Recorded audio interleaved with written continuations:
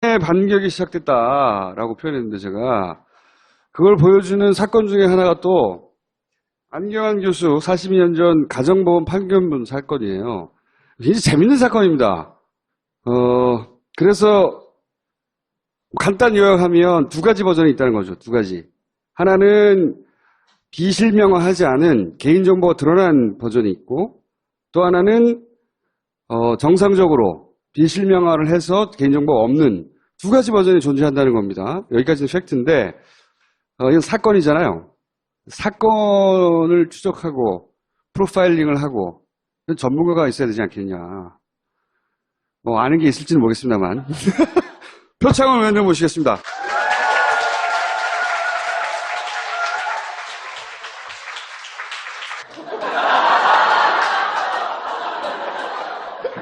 저는 이 사건은 굉장히 중요한 사건이라고 생각하거든요. 단순히 법원 행정처가 실수했다 차원이 아닌 설계로 의심된다. 개인적으로는 생각하는데 요약하면 두 가지 버전이 존재하는데 법원 행정처가 매우 민감한 시기에 매우 민감한 개인정보가 들어간 문서를 결제 라인을 다 거쳤는데 겨우 6분 뭐 이런 시간대에 내줘요. 통상보다 엄청 빨라. 이것도 이상하죠. 근데 그 첫 번째 버전은 신상 정보를 가리지 않았어요. 이건 더 이상한 거예요. 법원은 이미 그 전산한 자료들을 이미 신상 정보를 가리고 처리를 해놨어요. 근데 가리지 않은 걸 줬다는 것도 이상하고, 그럼 좋아. 실수라고 치면 20분 후에는 가린 걸 또 줘. 왜 두 가지 버전을 보냈냐? 인터뷰에 의하면 너무 급해서 그랬다는 거야. 20분만 처리하면 될 걸 뭘 이렇게 급하게 보내냐. 빨리 이상하죠? 주고 싶었네. 네. 더더더 이상한 거는 이 받았다는 사람은 언론에 제공했다는 사람이 없어요. 근데 언론은 정보가 가려지지 않는 걸 보도해. 이 모든 게 하루 만에 이루어집니다. 굉장히 이상하죠? 근데 그 언론이 그렇게 받아서, 그러니까 이 법원 행정처가 내준 거로부터 대략 2시간 후에 방송을 하는데 보면 재연도 돼 있어요. 뉴스 안에. 그리고 법률 검토를 했다 싶은 대목들이 있어요, 보면. 이 자료를 법원으로부터 서로 국회의원을 거쳐서 받았다고 하더라도 그 짧은 시간 내에 변호사 검토를 하고 재연 프로그램을 만든 다음에 뉴스 꼭지를 따가지고 보도한다는 건 불가능한 거거든요. 이 모든 게 다 하루 만에 이루어졌다. 그래서 저희가 프로파일러를 부른 겁니다. 자, 어떻게 생각하십니까? 네, 뭐 기적이 발생했다. 기적이 발생했다. 또는 정말로 기가 막힌 우연의 우연. 아무런 그런 장애나 방해 요인이 없는 그런 그 일들의 연속이 기가 막히게 발생을 했다. 이렇게밖에는 해석할 수가 없고요.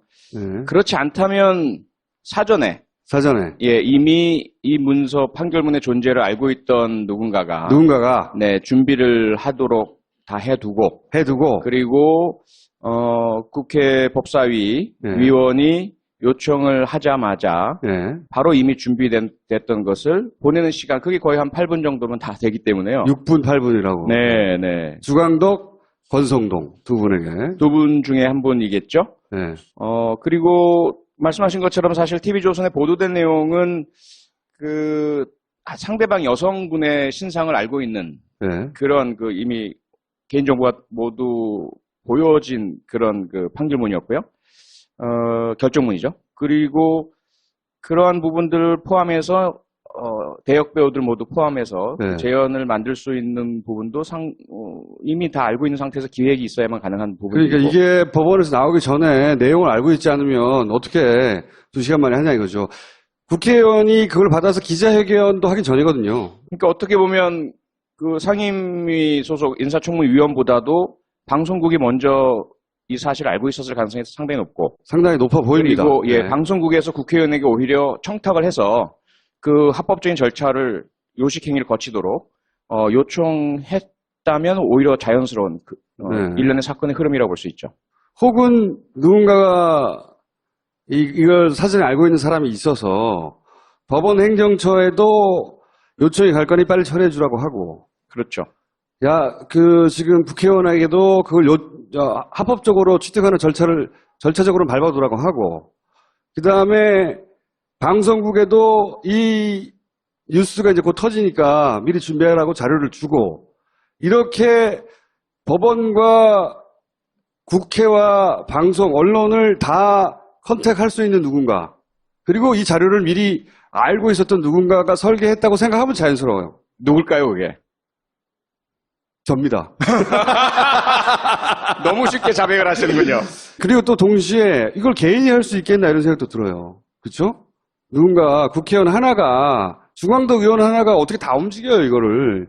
그거 잘하는 기관은 있는데 기관은 있죠. 바뀌었잖아요. 예전에 우리가 국정원을 공격할 때는 국가가 아니라 정권에 충성한다고 우리가 공격을 했는데, 이번엔 정권에 바뀌었는데 정권에 충성하지 않고 이제는 야당에 충성하는 거잖아요. 이렇게 되면 케이스가. 네, 그런데 국정원만 있는 것은 아니고요. 그렇죠. 후보 1 국정원. 그리고 청와대, 전 정권 청와대, 예. 그리고 검찰, 경찰, 이 정보를 다루는 모든 기관은 조난 자료라고 해서 그렇죠. 중요 인물들에 대해서 그 성향을 불문하고 다 그 과거의 뭐 추문 혹은 확인되지 않은 소문까지 다 확인을 합니다. 다 총수 것도 있을까요? 당연히 있죠. 있죠. 예, 당연히. 저도 절대로 청문회 나오면 안 돼요. 큰일 납니다. 뭐 본인이야 다 망가졌지만 본인과 관련된 주변 분들이 다 큰일 나 있잖아요. 너 얘랑 사귀었지부터 시작해가지고. 그러니까 그 상대방 김모 여인 뭐 예, 뭐 이렇게 해가지고. 네, 주변 인물들이 초토화된다고 봐야죠. 네. 그러다 보니까 이제 아직 확실치는 않지만 그런 범행이 가능한 용의선상에 생각나는데 예, 용의선상에 올라가는 어떤 조직 집단들은 국정원뿐 아니라 검찰도 있고요. 그렇죠. 그리고 이 인력들은 서로 많이 연결되어 있습니다. 국정원에도 검사가 파견 나가 있고 오랜 동안 같이 있었고 청와대에도 이 마찬가지고요. 검찰설의 어떤 근거로 약간 작용할 수 있는 것은 이 자료를 받았다고 하는 사람이 검찰 출신이고 중앙당 의원, 김기춘 비서실장 시절의 민정 라인이고, 네. 그리고 같이 잠시 후에 그러니까 시간상으로 더 빨리 받은 6분 만에 받은 권성동 의원도 이걸 받았거든요. 역시 검찰 출신이에요. 그리고 또 이거 이어서 공격하는 게 그 민정수석 조국이잖아요. 이게 검찰 개혁과 관련해서 반발하는 세력이 있어서 그렇을까 하는 시나리오 2가 또 존재할 수 있죠. 이게 수사가 이루어진다면 밝혀지겠지만 수사는 이루어질 수 없을 것 같고요. 왜 수사는 이루어지지 않을까요? 우선은 이게 위법성 조각 사유라고 해서 네. 기본적으로 국회에서 국회의원이 행한 그 절차들은 모두 합법의 우산 아래 들어가거든요. 네. 그래서 그 부분은 수사 대상이 아니죠. 첫 번째 그렇고. 네. 두 그 번째 전에 네. 흘러나왔다면. 그러니까 우리 가정이지 입증할 수 있겠느냐 이런. 예, 수사에 착수할 수 있는 그런 혐의는 포착할 수 없는 거죠. 단서나 증거가 있어야 될 텐데. 그럼 언론에 준 것도 이건 언론 탄압의 프레임으로 아마 재반경할 거거든요. 그렇죠. 언론도 그 공익 목적이라는 언론의 특성 때문에 대부분 그런 위법성 조각을 인정받습니다. 그러니까 이거 제보자가 있었다. 이렇게 문서를 건네준 사람이 있었다고 하더라도 제보자를 보호하기 위해서 말할 수 없다. 이렇게 나올 것이고. 그렇죠. 근데 그 제보자가 국정원이었어. 검찰이었어. 문제는 이제 아직 어느 정도의 가능성 남아 있는 것이 만약에 피해 당사자가 네. 그 방송 보도에 대해서 뭐 그 피의 사실 공표 피의 사실은 아니지만 그 해당되는 법률 사안 판결 내용에 대한 공표로 인해서 내가 명예를 훼손당했다. 네. 그리고 또 민사적으로 어떤 피해를 입었다라는 이유로 소송을 제기한다면 아마도 방송국에서는 그러한 방송 행위의 공익성을 입증하기 위해서 문서 입수 경위에 대해서 밝혀야 되지 않을까. 그럴 가능성은 낮죠. 예, 소송에 그렇죠. 대한 그 책임을 지게 되고 뭐 그런 선택을 할 수도 있겠죠. 그래서 결국 나오진 않을 가능성이 높습니다.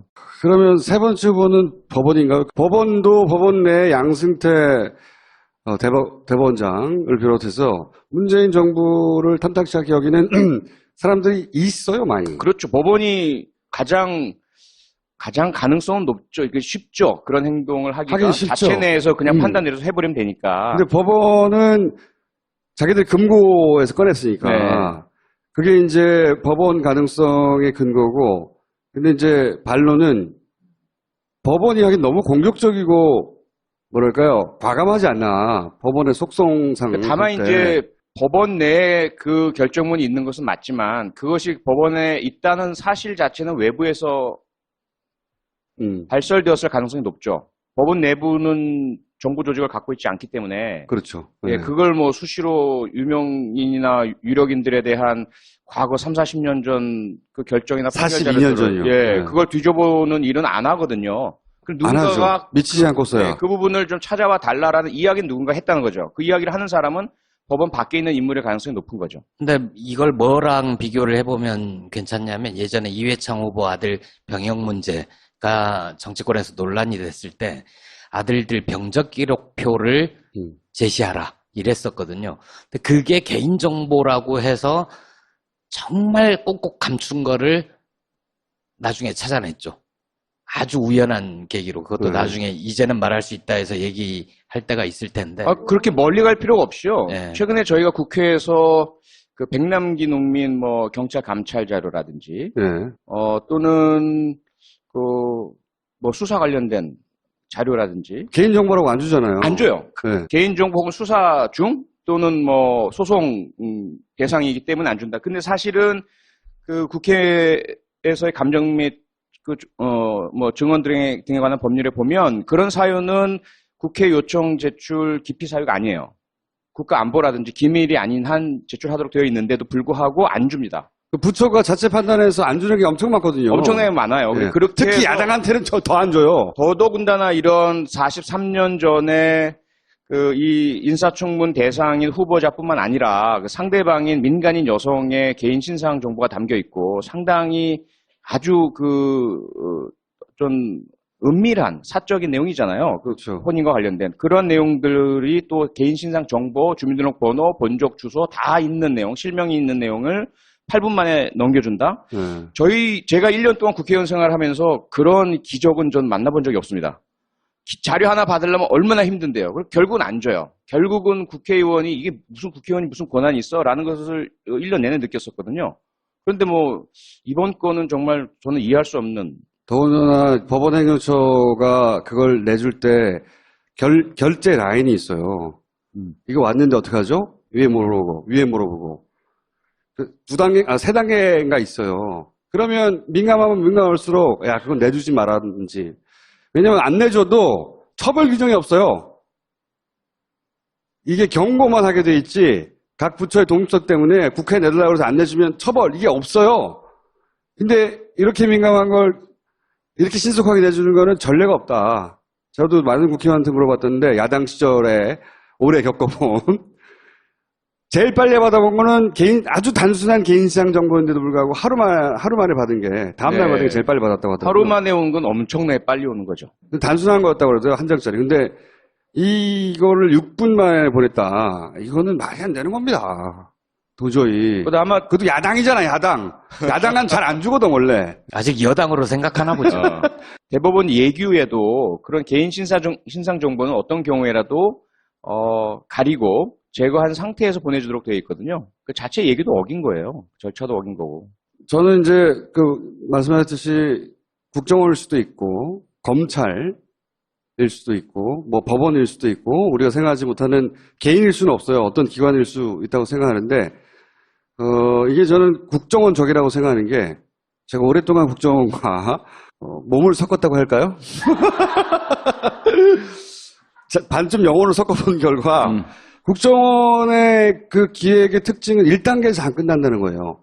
1단계, 2단계, 3단계, 4단계 그림을 막 항상 그리고 1단계를 시작해요. 근데 이제 이게 처음에 안경환 문서, 그러니까 이 파일이 나왔을 때, 예정제 파일이 나왔을 때, 이거는 그냥 누군가가 정말 열심히 해서 찾아낸 걸 수도 있겠다라고 생각했는데, 이게 이제 점점 시간을 지나서 두 개가 존재하고, 그리고 또 조국 민정수석을 때리기 넘어가고, 그 다음에 야당이 그 이후에 마치 정해진 듯한 스텝을 착착착 밟아가거든요.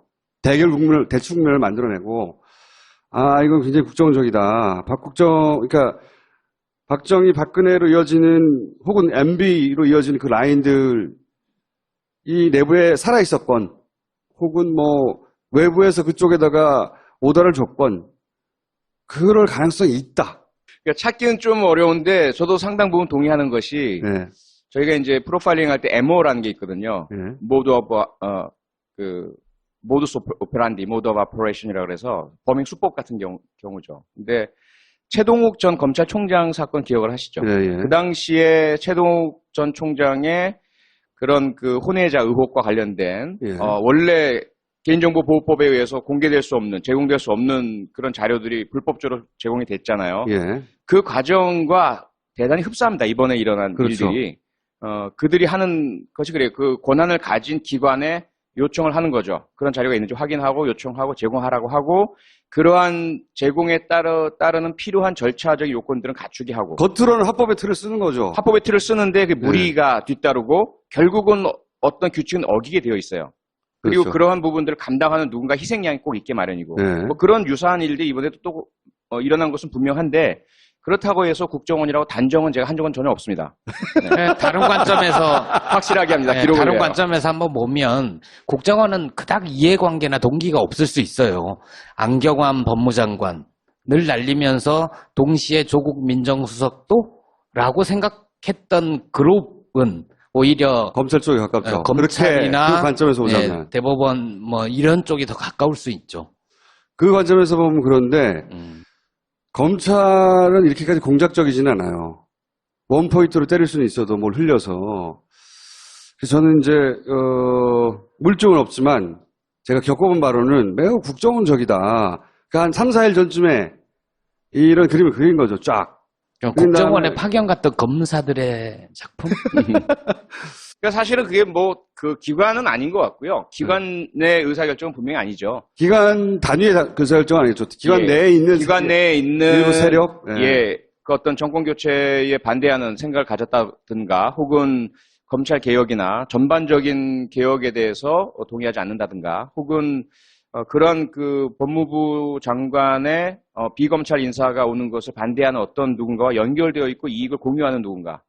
이렇게 되었을 경우에는 그 수법은 국정원적이지만 그래서 국정원의 기법과 숙련도를 가지고 있긴 하지만 그게 국정원 내부의 공식적인 라인이 라인은 아니고 네. 예, 그런 부분들이 가지고 있는 정보를 뭐 몇몇 사람들이 공유하면서 모의를 하고 공작을 해서 실행한 것. 이런 형태라면 사실 밝혀내기 대단히 어렵습니다. 공식적인 그 의사결정 라인이 아니기 때문에. 근데 그렇게 생각하면 이해가 안 간다는 게 한 가지 있습니다. 뭐냐면 법원에서는 두 가지 버전을 내보냈다고 하는 거거든요. 네.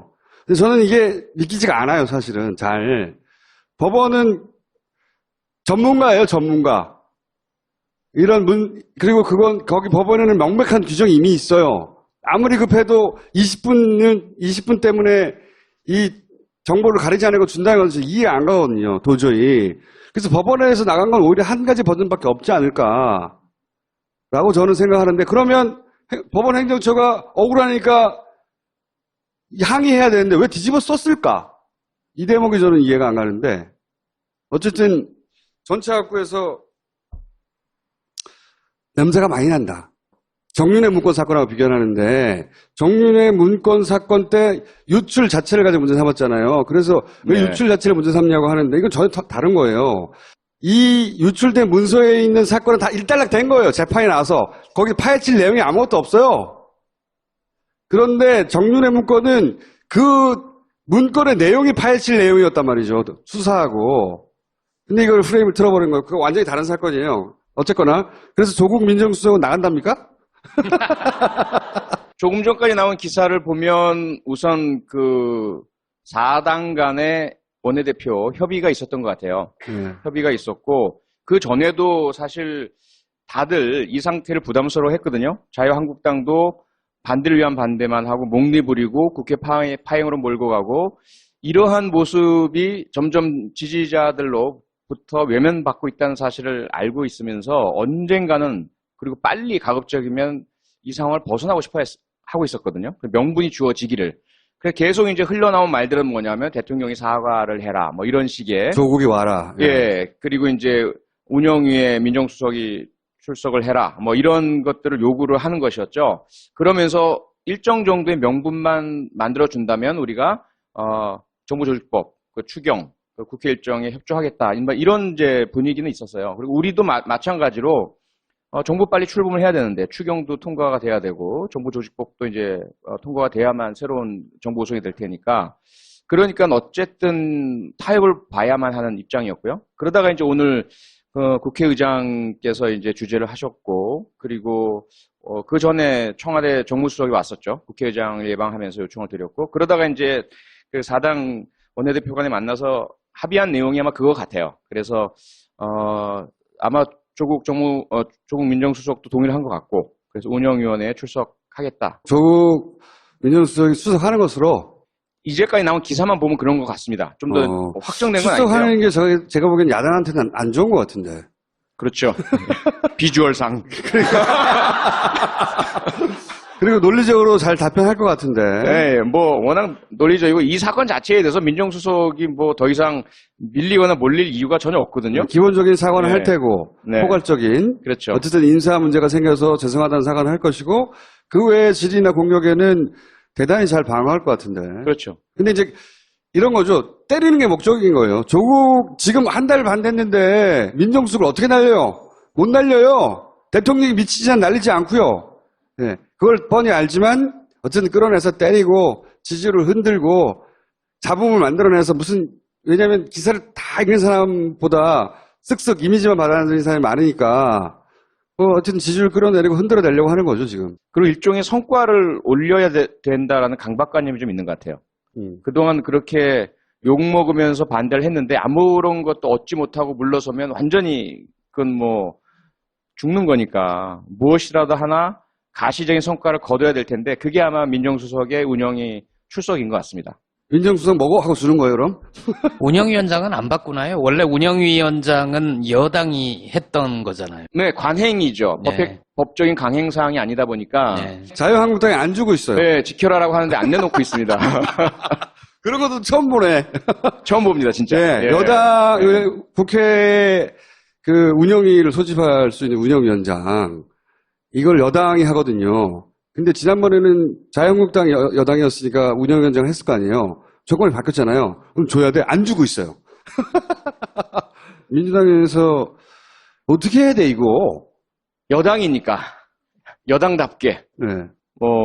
점잖게 품격 있게 여당답게 가서 다 목 졸라요. 몸싸움하고 응? 꺼져라 이 새끼들아 그러고. 그러니까 저희는 정말 억울한 게 야당일 때도 무조건 참았어요. 야당일 때는 뭐 하면 발목 잡는다고 공격을 하고. 네, 거기다가 이제 지난번 이제 20대 국회 구성되자마자 정세균 국회의장의 첫 개원 그 인사 연설 때 뭐 사드에 대해서 한마디 했다고 막 소리 지르면서 전부 퇴장하고 그 다음에 국회의장실 점거하고 국회의장 공간 앞에 가서 거기는 사실 집회 및 시위에 관한 법률상 100m 이내에서 집회 못하는 곳이에요. 다 잡아가야죠. 안 잡아가죠. 그래서 거기서 밤새도록 시위를 했어요. 이정현 대표가 단식했을 때. 예. 단식도 하고 그 다음에 이제 국정감사를 해야 되는데 국정감사도 여당이 사상 최초로 여당이 보이콧을 해버렸잖아요. 그러니까 저희가 야당이 더 이상한 거예요. 야당은 오히려 우리가 막 뭐 보이콧하고 하지 말라고 그러고 주장해야 될 텐데 우린 전부 국회 일정 하자고 하고 여당이 막 국회 열지 말자고 하고 근데 여당이 됐는데 똑같은 거예요. 여당이 됐는데 저 사람들은 또 야당의 권위 다 누리고 권한 다 자유 다 누리고 기억하실 거예요. 저는 이제 딱 2개 국회의원이 된 이후에 인사청문회를 겪었던 것이 이철성 전 지금 현재죠. 경찰청장하고 김재수 농림축산식품부 장관하고 얼마나 문제가 많았어요. 음주운전. 운전만이 아니라 음주 사고에다가 당시에 경찰관 신분을 속였기 때문에 징계를 안 받았고 만약에 경찰관 신분임을 드러냈다면 중징계를 받았을 테고 경찰청장이 될 수는 없는 거죠. 그런 부분이기 때문에 대단히 심각한데도 불구하고 강행했어요. 청문보고서 채택을 안 해줬지만 임명했어요. 그때 이제 우리가 어떻게 할까 이건 받아들일 수 없지 않나라고 했을 때 그래도 우리가 인사권자의 결정에 대해서 야당이 뭐 여기에 대해서 뭐 국회 파행으로 간다든지 장외로 간다든지 하면 우리가 역풍을 맞아 이러면서 우리는 스스로. 그거를 고쳐야 돼 정신 마인드를. 아니 근데 그 자체가 저희는 정말 잘했다고 생각하는 게 그때 우리가 국회의 정규 일정을 모두 지켜나가면서 어쨌든 대통령의 인사권을 존중을 해줬거든요. 그렇기 때문에 우리가 할 말이 있는 거죠 지금. 제가 보기에는 이 민주당이 아직도 야당 때 뭐랄까요 그 수줍음? 얌전함? 뭐 이런 거. 부드러움? 뭐 이런 걸 갖추고 있죠 저희가. 그 자기 검열 이걸 좀 버리고 네. 좀 강하게 들이받고 나가세요. 요거 헤드락하고 드러내고. 다 꺼져, 이 새끼들! 하고. 민주당 내에서는 그런 얘기는 없습니까? 야, 우리 이번엔 세게 돌파하자, 이런 얘기요? 제가 제일 강성이니까. 언제나 제가 무슨 사고 칠까봐 걱정들 하고 계시기 때문에 예. 저는 늘 이렇게 자기검열을 상당히 강하게 하고 있습니다. 예? 네, 고맙습니다. 예. 제가 오촌살인 사건 재수사도 얘기를 나눠보려고 했는데, 예. 오촌살인 사건 재수사 여당이 됐는데 할 수 있습니까? 경찰은 할 생각이 없다는데? 그러니까 그게 좀 이상한 게 이철성 경찰청장은 수사 경험이 전혀 없어요. 그리고 이 사건에 대해서 잘 몰라요. 예. 그런데 재수사할 필요가 없다는 말을 왜 하는지 전 이해를 못하겠고 예. 굳이 그 말을 하지 않아도 되거든요.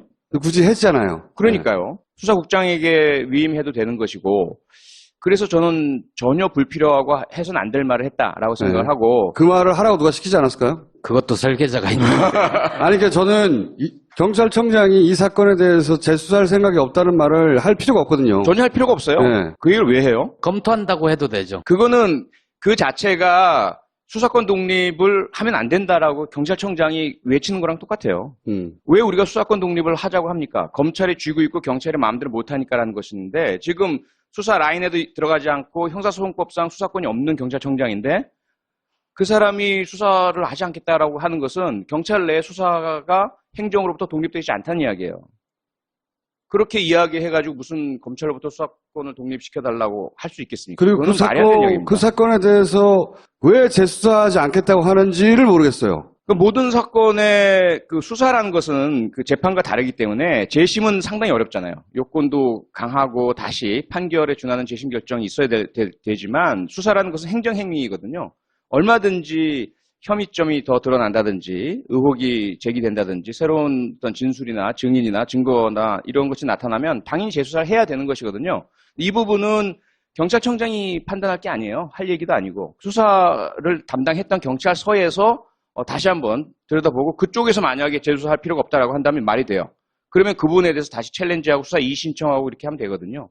그런데 그것을 아예 수사 실무 담당 부서에서는 말도 못하게 위에서 재수사 없다라고 해버리니 그러니까요. 일선 실무에서 형사들은 말도 못하는 거죠. 이거는 있어서는 안 될 일입니다. 그래서 어떻게 됩니까? 그래서 일단 저희가 안전행정위원회에서 일단 문제 삼아야 되겠죠. 문제 삼고 비판하고 재수사의 필요성을 강조하고 그리고 그 뒤에 어떻게 되는지 지켜봐야 되겠죠. 문재인 정부하에 경찰청장이 안 하겠다잖아요. 근데 백남기 유족한테 사과도 안 한다고 했다가 사과를 했잖아요. 네. 그런 식으로 또 바뀔 수 있는 거 아닌가요? 당연히 바뀔 수 있고요. 문제는 경찰이 안 해도 검찰이 할 수가 있고 사실 박영수 특검이 이 사건을 수사를 하던 중이었어요. 그런데 워낙 본줄기가 아니다 보니까 그렇죠. 이 사건에 집중을 못하고 시간도 없고 그때. 네, 시간도 없고 해서 사실 그냥 중단이 된 상태이고 만약에 경찰이 안 한다고 한다면 만약에 또 그 문제가 제기가 되고 필요성이 강조가 되면 검찰이 재수사를 할 수도 있습니다. 그러면 더 경찰은 곤란한 위치가 될 것입니다. 알겠습니다. 오늘 나오셨는데 혹시 못하고 하신 얘기 있습니까? 최선을 다해 열심히 잘하겠습니다. 고맙습니다. 야당에 충성하는 거잖아요. 이렇게 되면 케이스가. 네, 그런데 국정원만 있는 것은 아니고요. 그렇죠. 후보 1 국정원. 그리고 청와대, 전 정권 청와대. 예. 그리고 검찰, 경찰, 이 정보를 다루는 모든 기관은 조난 자료라고 해서 그렇죠. 중요 인물들에 대해서 그 성향을 불문하고 다 그 과거의 뭐 추문 혹은 확인되지 않은 소문까지 다 확인을 합니다. 다 총수 것도 있을까요? 당연히 있죠. 있죠. 예, 당연히. 저도 절대로 청문회 나오면 안 돼요. 큰일 납니다.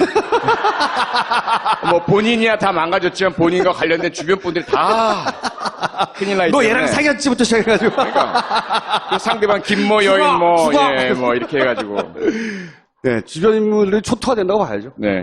그러다 보니까 이제 아직 확실치는 않지만 그런 범행이 가능한 생각나는데 용의선상에 올라가는 어떤 조직 집단들은 국정원뿐 아니라 검찰도 있고요. 그렇죠. 그리고 이 인력들은 서로 많이 연결되어 있습니다. 국정원에도 검사가 파견 나가 있고 오랜 동안 같이 있었고 청와대에도 마찬가지고요. 이 검찰설의 어떤 근거로 약간 작용할 수 있는 것은 이 자료를 받았다고 하는 사람이 검찰 출신이고 주광덕 의원, 김기춘 비서실장 시절의 민정 라인이고, 네. 그리고 같이 잠시 후에 그러니까 시간상으로 더 빨리 받은, 6분 만에 받은 권성동 의원도 이걸 받았거든요. 역시 검찰 출신이에요. 그리고 또 이거 이어서 공격하는 게 그 민정수석 조국이잖아요.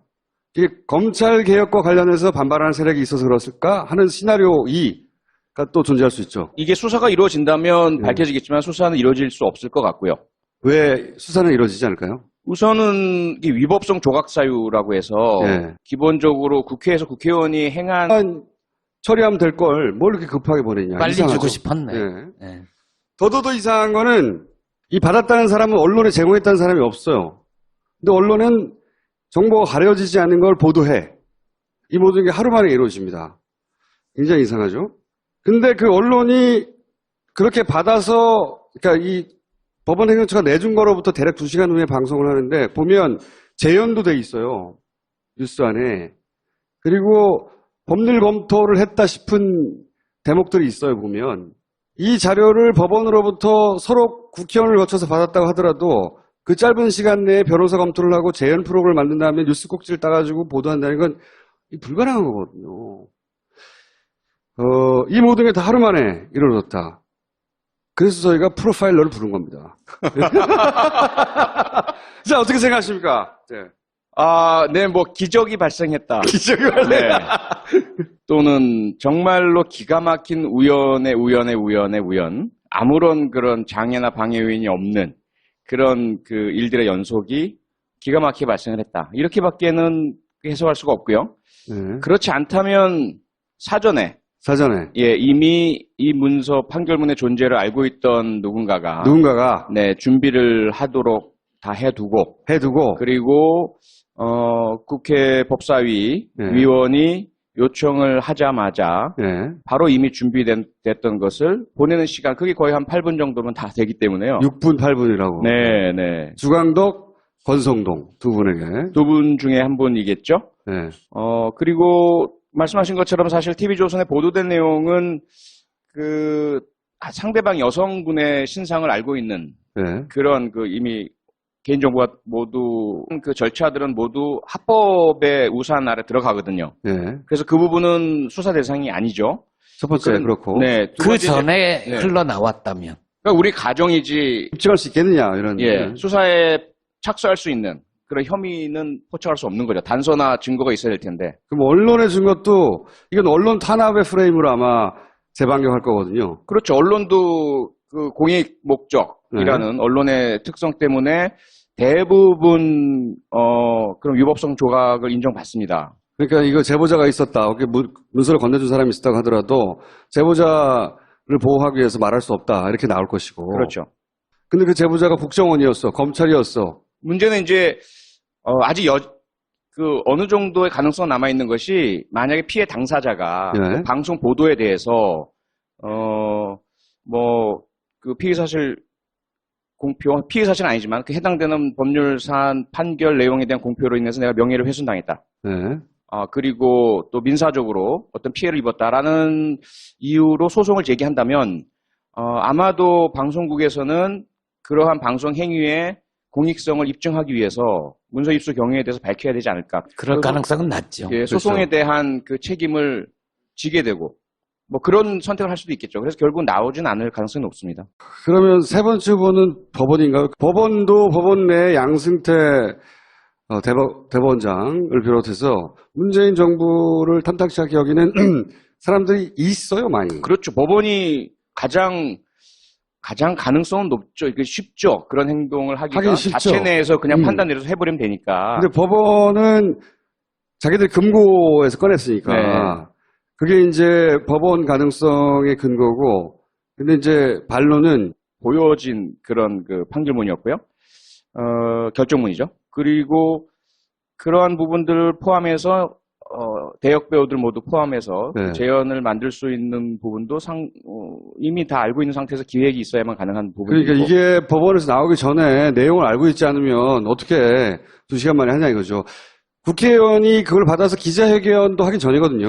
그러니까 어떻게 보면 그 상임위 소속 인사청문위원보다도 방송국이 먼저 이 사실을 알고 있었을 가능성이 상당히 높고 상당히 높아 보입니다. 그리고 네. 방송국에서 국회의원에게 오히려 청탁을 해서 그 합법적인 절차를 요식행위를 거치도록 요청했다면 오히려 자연스러운 네. 일련의 사건의 흐름이라고 볼 수 있죠. 혹은 누군가가 이걸 사전에 알고 있는 사람이 있어서 법원 행정처에도 요청이 갈 거니 빨리 처리해 주라고 하고, 그렇죠. 야, 지금 국회의원에게도 그걸 합법적으로 취득하는 절차적으로 밟아두라고 하고, 그 다음에 방송국에도 이 뉴스가 이제 곧 터지니까 미리 준비하라고 자료를 주고, 이렇게 법원과 국회와 방송, 언론을 다 컨택할 수 있는 누군가, 그리고 이 자료를 미리 알고 있었던 누군가가 설계했다고 생각하면 자연스러워요. 누굴까요, 그게? 접니다. 너무 쉽게 자백을 하시는군요. 그리고 또 동시에 이걸 개인이 할 수 있겠나 이런 생각도 들어요. 그렇죠? 누군가 국회의원 하나가, 중앙도 의원 하나가 어떻게 다 움직여요, 이거를. 그거 잘하는 기관은 있는데 기관은 있죠. 바뀌었잖아요. 예전에 우리가 국정원을 공격할 때는 국가가 아니라 정권에 충성한다고 우리가 공격을 했는데, 이번엔 정권에 바뀌었는데 정권에 충성하지 않고 이제는 반격이 시작됐다라고 표현했는데, 제가 그걸 보여주는 사건 중에 하나가 또 안경환 교수 42년 전 가정보험 판결문 사건이에요. 굉장히 재밌는 사건입니다. 그래서 간단 요약하면 두 가지 버전이 있다는 거죠. 두 가지. 하나는 비실명화하지 않은 개인정보가 드러난 버전이 있고, 또 하나는 정상적으로 비실명화를 해서 개인정보가 없는 두 가지 버전이 존재한다는 겁니다. 여기까지는 팩트인데, 이건 사건이잖아요. 사건을 추적하고 프로파일링을 하고 전문가가 있어야 되지 않겠냐. 아는 게 있을지는 모르겠습니다만. 표창원 의원님 모시겠습니다.